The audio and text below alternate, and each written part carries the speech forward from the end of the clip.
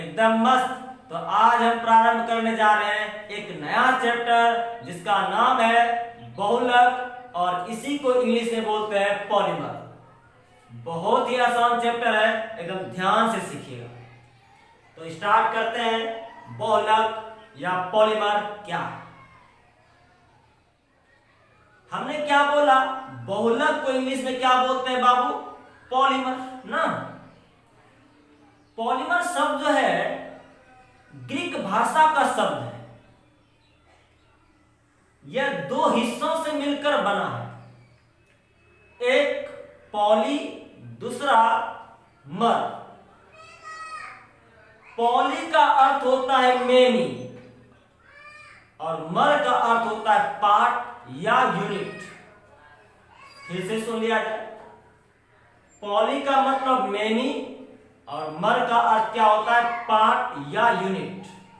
अगर हिंदी में जाने, मेनी का मतलब बहुत अधिक और पार्ट मतलब भाग या इकाई ना। अगर दोनों को जोड़े तो क्या हुआ? बहुत अधिक इकाई ना। यानी बहुलक जो है छोटे छोटे इकाइयों से मिलकर बना होता है ना। इसको और भी अच्छे समझने के लिए एक उदाहरण देते हैं। आप ईंट का भट्ठा देखे हैं ना, उसमें क्या होता है? ईंट को बार बार जोड़ते हैं तो ईंट का भट्ठा तैयार होता है। ईंट को बार बार जोड़ते हैं, क्या बनता है? ईंट का भट्ठा। ये जो ईंट का भट्ठा तैयार हुआ, इसी को बोलते हैं हम लोग बहुलक, पॉलीमर। क्लियर? अब देखिए, ये जो भट्ठा तैयार हुआ किससे? ईंट के बार बार जुड़ने से। यानी एक छोटी सी इकाइयों को बार बार जोड़े तो बन गया क्या? ईंट का भट्ठा मतलब बहुलक। तो वो जो ईंट का एक टुकड़ा है उसको बोलते हैं एक इकाई, एक यूनिट। लेकिन यहां बोलेंगे उसको एक लक। क्या बोलेंगे? एक लक, जिसको इंग्लिश में बोलते हैं मोनोमर। अगर हम पूरा का पूरा जोड़े तो क्या हुआ?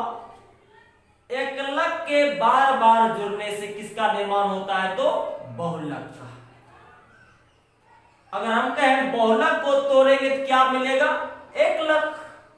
यानी एक लक को जोड़े तो बहुलक और बहुलक को तोड़े तो एक लक। क्लियर है?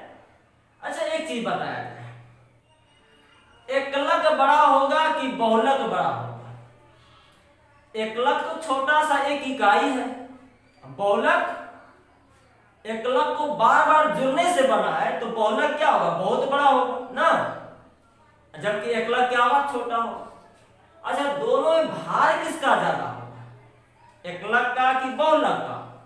एक लक एक छोटी सी इकाई, तो उसका भार कम होगा, जबकि इसमें बहुत ज्यादा छोटे छोटे इकाइयों से मिलकर बना है तो उसका भार क्या होगा? ज्यादा होगा। अगर हम परिभाषा दें बहुलक का तो सुना जाए, कहेंगे उच्च अनुभार वाले वैसे बृहद अणु जिसका निर्माण एक लक के बार बार जुड़ने से होता है, उसी को क्या बोलते हैं हम लोग? बहुलक। क्लियर है? फिर से एक बार सुन लिया जाए।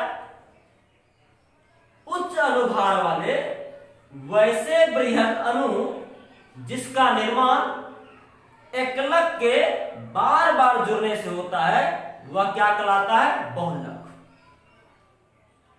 अब आगे बात करते हैं। बहुलक को तोड़ेंगे तो क्या बनेगा बाबू? एक लक ना। अगर हम एक लक का परिभाषा पूछे तो क्या होगा? कहेंगे बहुलक का सबसे छोटी सी छोटी इकाई क्या कहलाएगा? एक लक। क्लियर है? अब आगे थोड़ा बात करते हैं। जिस प्रक्रिया के फलस्वरूप एक लक बहुलक में परिवर्तित होता है उसे बोलते हैं बहुलीकरण। पॉलीमराइजेशन। फिर से सुन लिया जाए, जिस प्रक्रिया के फलस्वरूप एकलक बहुलक में परिवर्तित होता है उसी को बोलते हैं क्या? बहुलीकरण, पॉलीमराइजेशन। ध्यान से सुनिए कुछ बात खास। अगर एकलक नहीं होगा तो वह बहुलक नहीं होगा, चाहे वो बड़ा अणु क्यों ना हो जाए। हमने क्या कहा? सिर्फ उच्च अनुभार होने से वह बहुलक नहीं होगा जब तक कि उसका एकलक नहीं हो। जैसे क्लोरोफिल जो है बहुत बड़ा अणु होता है, उसका अनुभार जो है उच्च होता है, लेकिन उसका कोई भी एकलक नहीं है, इसलिए वह जो है बहुलक नहीं होता है। क्लियर है? फिर से सुना जाए, उच्च अनुभार होने से वह बहुलक नहीं होगा।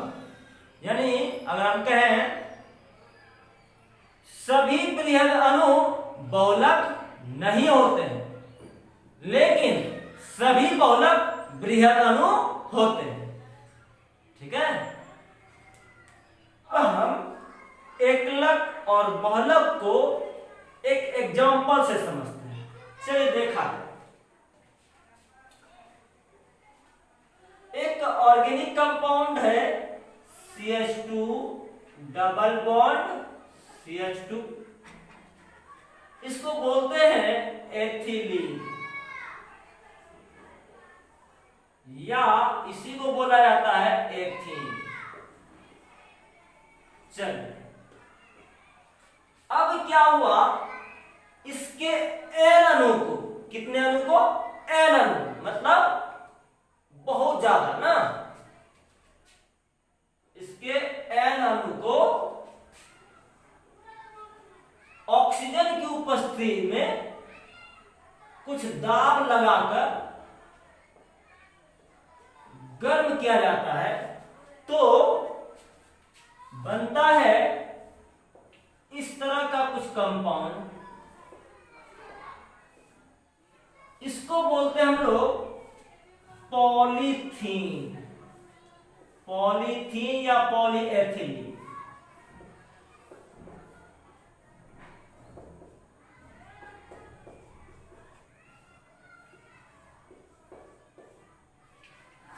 थोड़ा समझते हैं क्या हमने कहा। देखा जाए, ये एक छोटी सी इकाई, इसको बार बार जोड़े, कितनी बार जोड़े?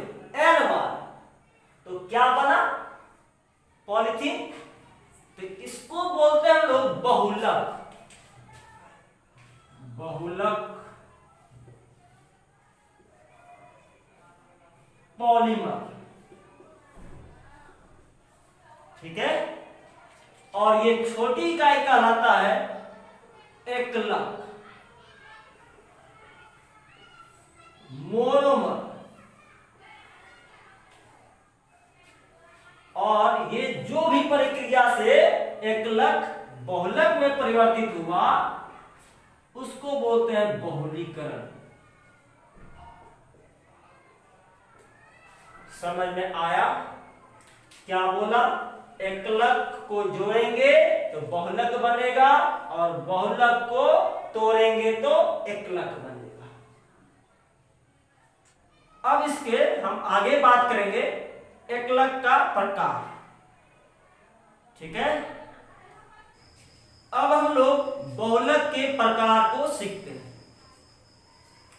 बहुलक को अलग अलग आधार पर अलग अलग रूपों में बांटा गया है। उसमें से पहला जो है वह है उत्पत्ति के आधार पर, दूसरा संरचना के आधार पर, और तीसरा बहुलीकरण प्रणाली के आधार पर, और चौथा आणविक बलों के आधार पर। तो चलिए हम लोग एक एक करके सीखते हैं। पहला हमने क्या बोला? उत्पत्ति के आधार पर ना। उत्पत्ति अर्थ क्या होता है बाबू? कहां से बहुलक का निर्माण हुआ है, किस सोर्स से बहुलक आया है ना, यही तो होता है उत्पत्ति।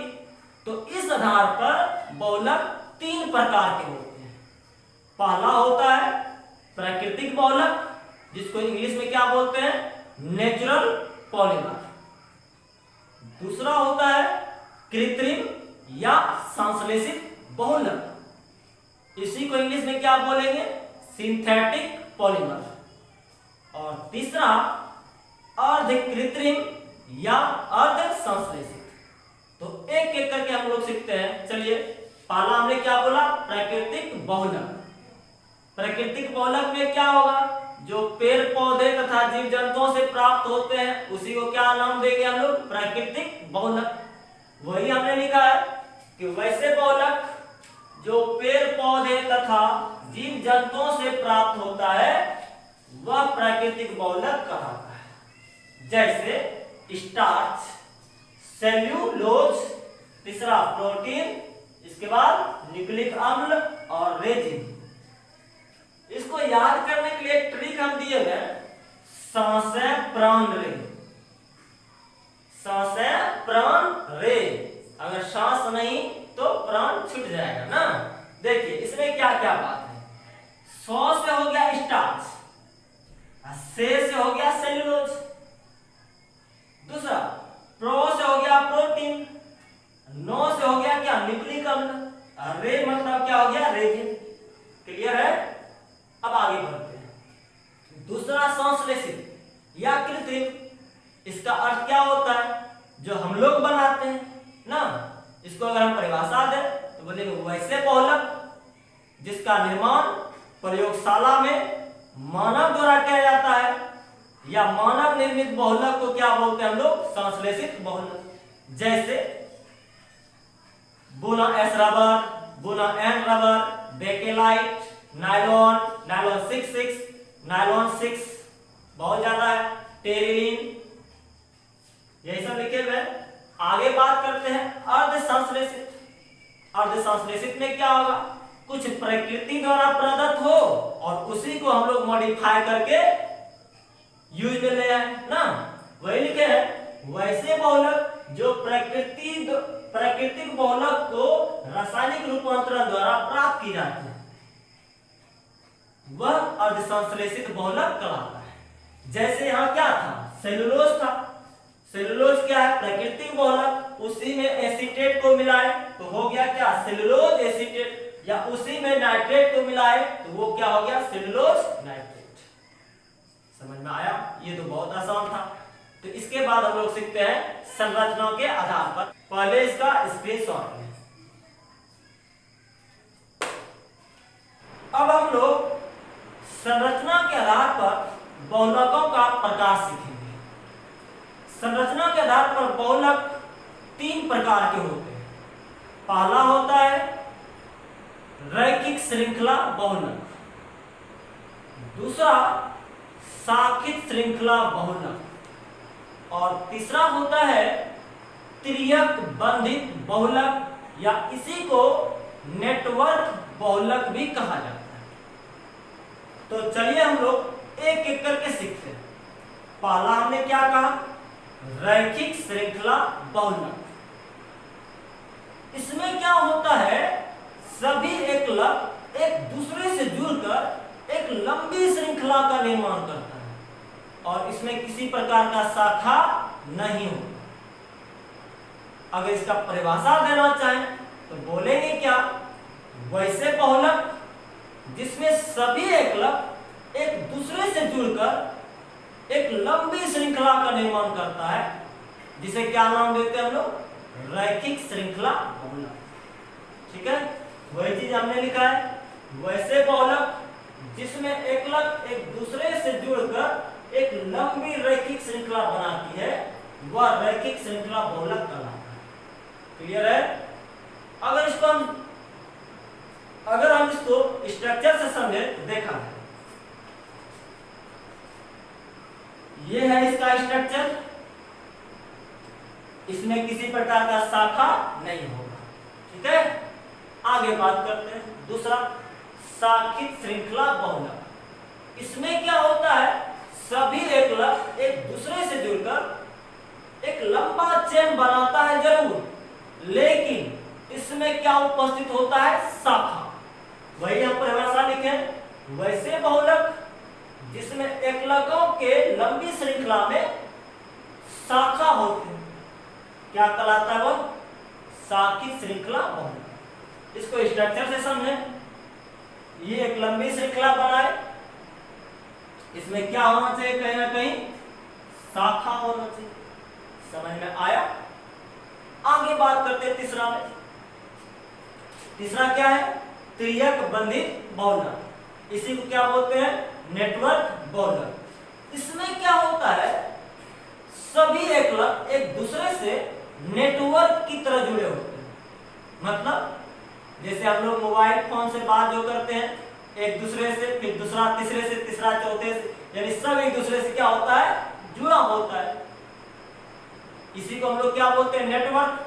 यहां क्या होगा, सभी एकलक एक दूसरे से नेटवर्क की तरह से जुड़ेंगे। अब इसको संरचना बनाए तो ये होगा, इसका एक लंबी श्रृंखला हमने बनाया,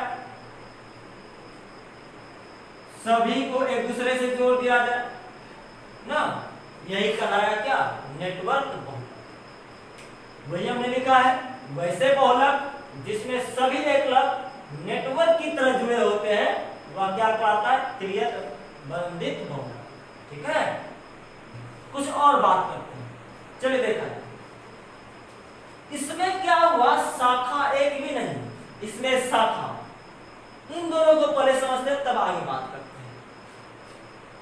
इसको मान लिया जाए एक सिंपल सा रस्सी, ठीक है, और इसको मानिए एक रस्सी में कहीं ना कहीं गांठ है।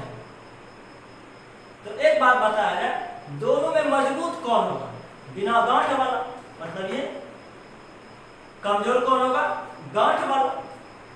गांठ वाला तुरंत टूट जाएगा ना।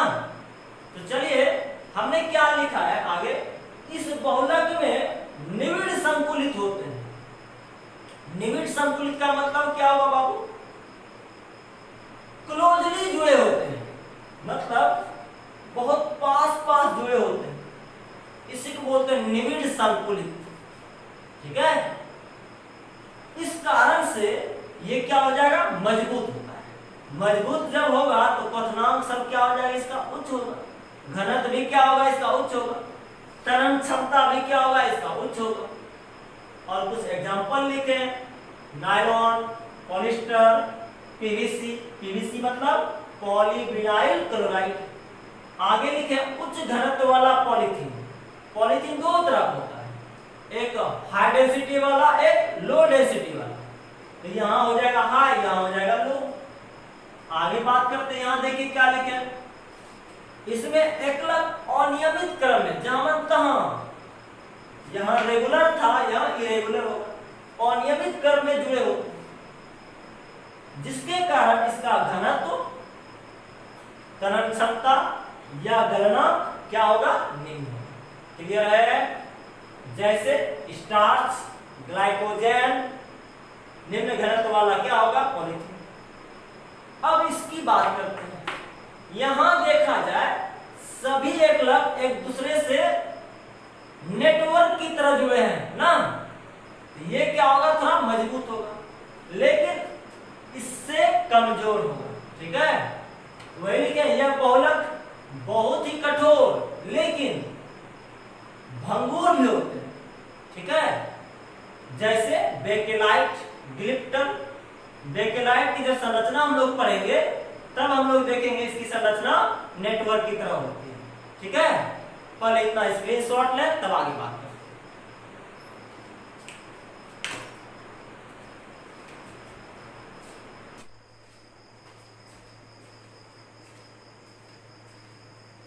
अब हम लोग बहुलीकरण की प्रणाली के आधार पर एकलकों को पढ़ेंगे।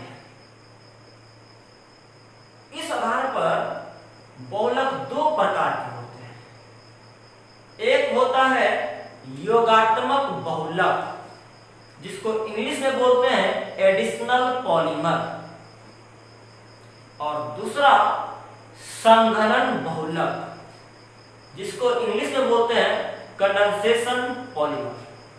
तो चलिए हम लोग सीखते हैं योगात्मक बहुलक। योगात्मक बहुलक में क्या होता है, एक ही तरह का एकलक होता है जो बार बार जुड़ कर क्या करता है, बहुलक का निर्माण करता है, लेकिन इसमें किसी तरह का एक्स्ट्रा प्रोडक्ट नहीं बनता है। ठीक है, वही हमने लिखा है वैसे बहुलक जिसका निर्माण एकलकों के प्रत्यक्ष संयोजन मतलब जुड़ा हुआ है एक दूसरे से एवं बिना किसी सह उत्पाद एक्स्ट्रा प्रोडक्ट नहीं बना के विलोपन से होता है, वह योगात्मक बहुलक कहलाता है। ठीक है, जैसे पॉलीथीन, पॉलीविनाइल क्लोराइड, पॉलीएक्रोनाइट्राइड, पॉलीटेट्राफ्लोरोएथिलीन, पॉलीमेथिल मेथाएक्राइलेट, यानी जितने भी पॉली वाले होंगे सभी क्या कहलाते हैं, योगात्मक। यदि इसको और भी डिटेल में सीखें तो देखिए, हमने अभी क्या सीखा था कि CH2 डबल बॉन्ड CH2 ये होता है एथिलीन। जब इसका N अणु लेते हैं और इसका बहुलीकरण करवाते हैं तो पॉलीथीन का निर्माण होता है।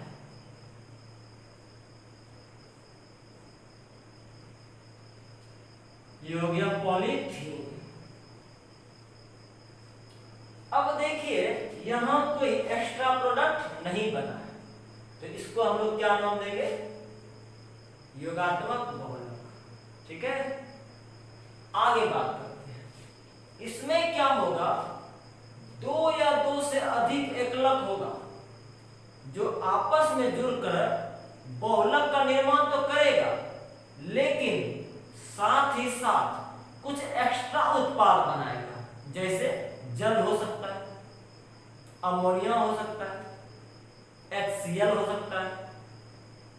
ठीक है, वही हमने लिखा है वैसे बहुलक जिसमें दो या दो से अधिक एकलक आपस में जुड़कर कुछ अतिरिक्त उत्पाद जैसे H2O, NH3, HCl का निर्माण करता है, वह संघनन बहुलक कहलाता है। जैसे में नायलॉन 66, बेकेलाइट, टेरिलीन, नायलॉन 6 और बहुत ज्यादा एग्जाम्पल है। इसको और भी अच्छे समझने के लिए हम नायलॉन 66 का निर्माण को देखते हैं। ठीक है, नायलॉन 66 का निर्माण जो है हेक्सामेथिल डाएमीन और एडीपी का अम्ल के बहुलीकरण से होता है। थोड़ा देखते हैं क्या है। NH2 CH2 का होल 6, फिर यहां NH2, ये होता है हेक्सा मेथिल डाएमीन और इसके साथ जुड़ा होता है एडीपी का, ये होता है HOOC, फिर CH2 का होल 4, फिर COOH। ठीक है, ये होता है एडीपी का।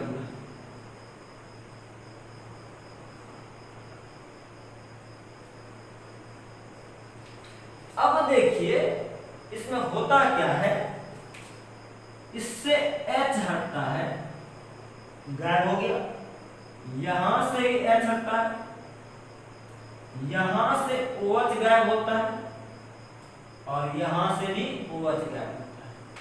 तो आपको अच्छे तरीके से आता होगा कि H और OH मिलकर क्या बनता है, H2O।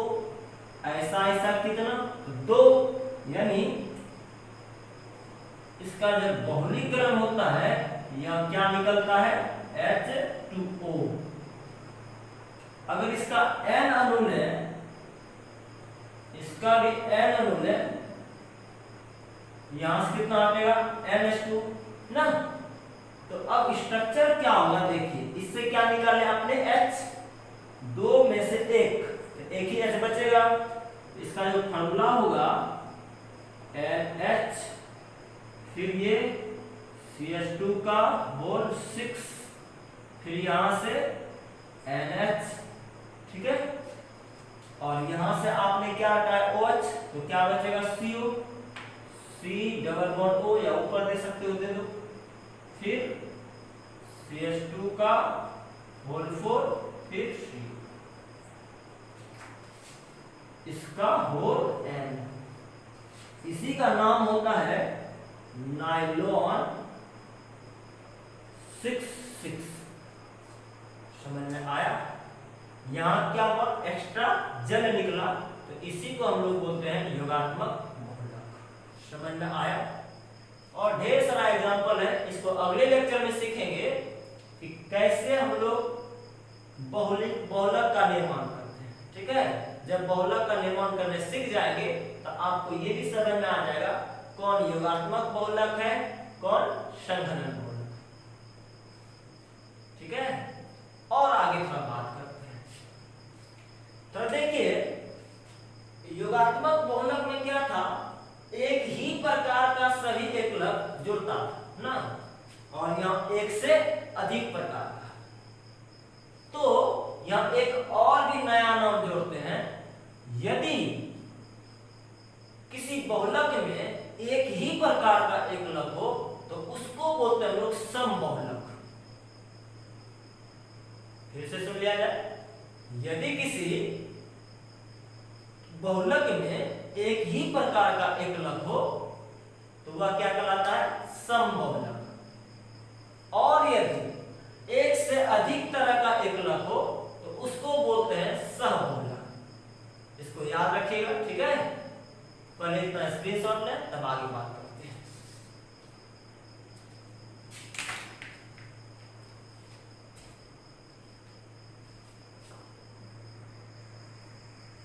अब हम लोग अंतर आणविक बलों के आधार पर बहुलक के प्रकार को सीखेंगे। बड़ा ही आसान है। इस आधार पर 4 तरह का बहुलक होता है। पहला होता है इलास्टोमर, दूसरा होता है रेशा या तंतु, इसी को बोलते हैं हम लोग फाइबर इंग्लिश में। तीसरा होता है थर्मोप्लास्टिक बहुलक, और चौथा होता है थर्मोसेटिंग बहुलक। तो चलिए हम लोग एक एक करके सीखते हैं। पहला हमने क्या बोला, इलास्टोमर। इसमें जो है एकलक कमजोर आकर्षण बल द्वारा जुड़े होते हैं। यह एक तरह का रबर होता है। रबर क्या होता है, लचीला होता है ना, इसलिए इसको प्रत्यास्थ बहुलक भी कहा जाता है। जैसे नियोप्रीन, बुना एस रबर, बुना एन रबर। इसमें खास बात ध्यान देना है क्या, इसमें लगने वाला अंत आकर्षण बल या आणविक बल जो होते हैं वो कमजोर होते हैं, ठीक है। आगे बात करते हैं। दूसरा होता है रेशा। रेशा या इसे बोलते हैं क्या हम लोग, तंतु। इसमें एकलक जो है मजबूत आकर्षण बल या मजबूत अंतर आणविक बलों द्वारा जुड़े होते हैं। यह एक तरह का धागा है, रस्सी है। रस्सी में क्या होगा, रबर से ज्यादा मजबूत होगा ना, ठीक है। अब हम लोग इसके तीसरे प्रकार को सीखते हैं। तीसरा हमने क्या कहा, थर्मोप्लास्टिक बहुलक। नाम से ही पता चल रहा है यह क्या है, एक प्लास्टिक ना।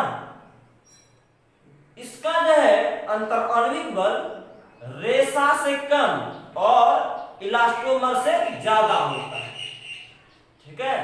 और यह इस तरह का प्लास्टिक होता है जिसको बार बार गर्म करके किसी और रूपों में ढाला जा सकता है।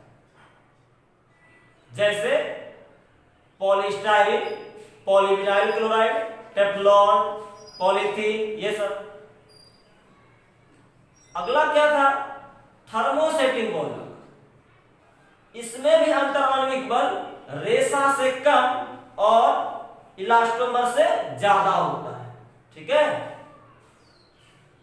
ये भी एक प्लास्टिक है, लेकिन इस तरह का प्लास्टिक है जिसे किसी और रूप में नहीं ढाला जा सकता।